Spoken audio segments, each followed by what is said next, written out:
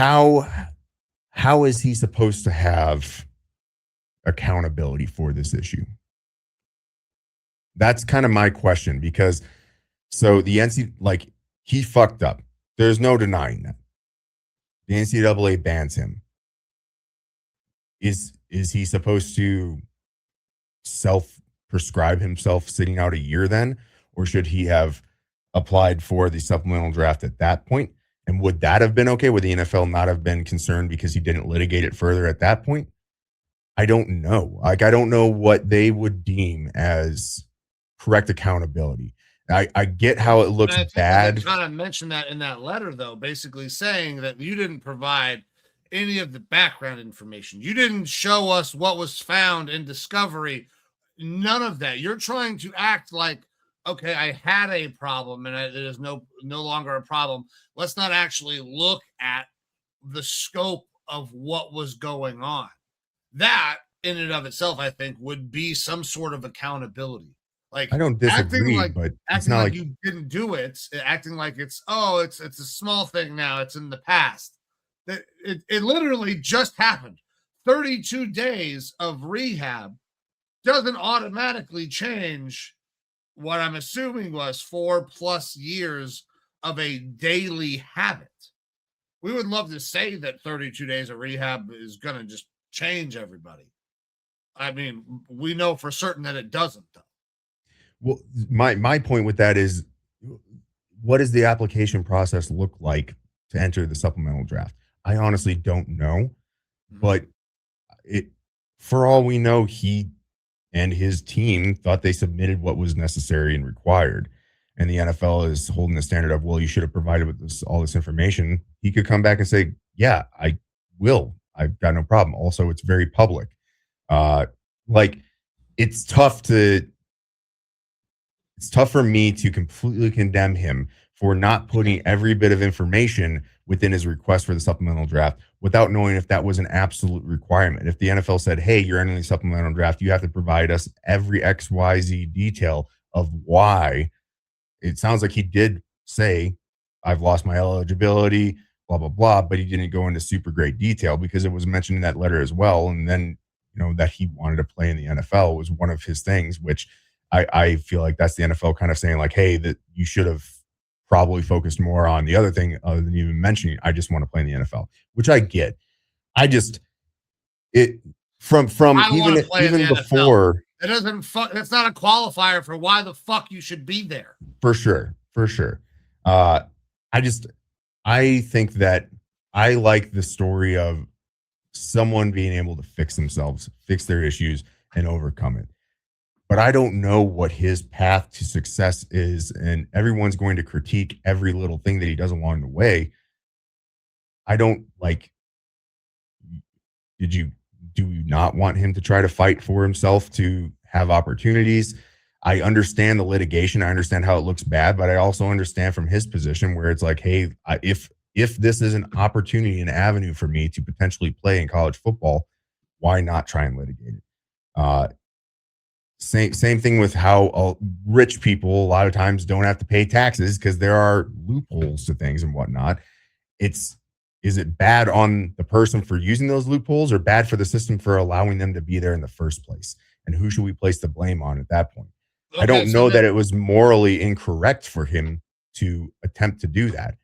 But even let's say, going back to that, let's say he accepts the NCAA has now banned me and he tries to submit for the supplemental draft and gets denied. Like, what is a guy supposed to do? Like, one of the things that we talked about in our texts earlier in the day was like, this guy could jump to a CSL or USFL or something like that. But who knows if they're going to be like, yeah, come over here and play or not. Like, you might as well go and shoot for the moon, go for what your ultimate goal is, which is to play in the NFL. His ultimate goal, obviously, the whole time has been to play in the NFL, which is why he tried to go back to college to give himself a better chance of being drafted higher in the NFL. And that was not going to go well. And he was honestly taking down an entire university and program with him. And he backed out of that. I mean, I respect that to a certain extent, where it was like, this is we don't know that he backed out of that. We do not know that that's the way that went down. Because if Texas Tech was receiving the pressure that has been reported that people were not going to play them in any sport again, period. And it can very easily become like a, hey, Brendan, One of those like we're gonna fire you or you could just resign yeah. situations. Listen, For sure. if you don't, maybe make a decision that doesn't fuck over the entire university, we're just gonna have to fuck you over ourselves. Yeah, for sure. And that's the thing is I don't know. So that's why I play devil's advocate with a little bit. Some of it, obviously, he's a kid making decisions and having Sure. people who probably should be a lot better at their jobs that are his management making decisions for him probably that aren't helping him, especially in the short term. His path to the NFL is going to be as difficult as possible, basically, at this point, outside of something like extreme criminal happening, a la, Raiders receiver Henry Ruggs, DUI, drunk driving, killing a person, and trying to continually get out of jail to find a path back to the league. Yeah. But there's still going to be some opportunities for him. I do think USFL or CFL, he's probably going to get an opportunity to play in those leagues because they can't be as picky and choosy with who they let come play their game. And he's going to have a very good year. He's going to have to show that he is best quarterback in this league, essentially, in order to get looked at in this draft. I do think that in 27, unless this Sorsby saga continues, which it's obviously going to, but if it continues down a much more negative path, the tarnish on him is going to be so great that teams are going to get to the point that they don't want to touch it with a 10-foot pole. And that's kind of where I think we're getting to. And that's why the whole litigating thing, because he was ruled ineligible and asked for an injunction, right? Mm-hmm. They had to bring in a whole other ass judge to make him eligible. At that point right there, you've got to know what you're doing is probably not the right fucking thing. You're trying to exert your influence to get what you shouldn't probably be getting right now, getting that opportunity. So there is one of those times where you can stop and say, man, maybe we shouldn't do that. Maybe I should just fucking take my lumps and try to move on to the NFL. Because it could have happened there. That was a month ago. Plenty of time. Now, I'm not saying the NFL still lets him in, because I think very much so they are blackballing him right now. They are, sure, you can apply. No, we're not going to do it because they don't have to have the supplemental draft. The NFL, Roger Goodell says it. I think it was brought up in the letter. Like, it is a fucking privilege to play in the NFL. You don't have the right to play in the NFL. Like, you don't, motherfuckers, if you got $1 billion, if you had Elon Musk walks into the NFL offices and says, I want to buy a franchise. Guess what? They're going to tell him to go fuck off. You got no shot at ever owning one of these. Doesn't matter how much money you got. You're talking to the richest man out there. He'll just buy the fucking NFL. No, he can't. That's the thing.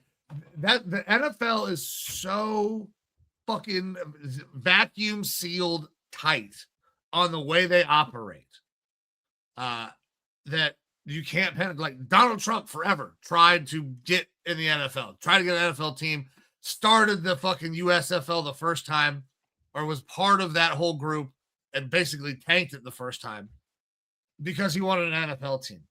It is a group of good old boys. If you're not their kind of people, they don't let you in. If you can't help them win, they don't let you in. If you make me look bad, we won't let you in. And there's nothing that you can fucking do about it. There is one man right now that is penetrating the NFL, as you put it. That's my boy, Brian Flores. Yeah, that's true. And the NFL is shitting their fucking pants. Yeah. It's look, the Sorsby saga is not over. I am going to be interested in watching what his next career move is going to be. Not the legal side of it, because I think that this is probably going to very quickly get shot down because, like it's been brought up, I don't think that the NFLPA has any jurisdiction over him because he's not Not in a it. player that was registered for the 26 draft. He's not, they're not holding the supplemental draft. The NFL doesn't, like they said, they don't have to hold a supplemental draft. They can, but they decided not to. And so I don't know that the NFLPA, no matter which way they feel about it, has any say in the matter because he's not part of the Players Association, which is a union. Um, like, at what point can college players join the NFLPA? They have to be fucking in the league. Right. So and I don't know how it's illegal like it was brought up because again, it's a privilege and there's a process to be eligible to be able to play in the league. So I think that's going to get shot down pretty darn quick. And it might be once they have a conversation with the PA that they're like, what, why'd you bring us into this? Like we are not the same right now. Maybe in the future.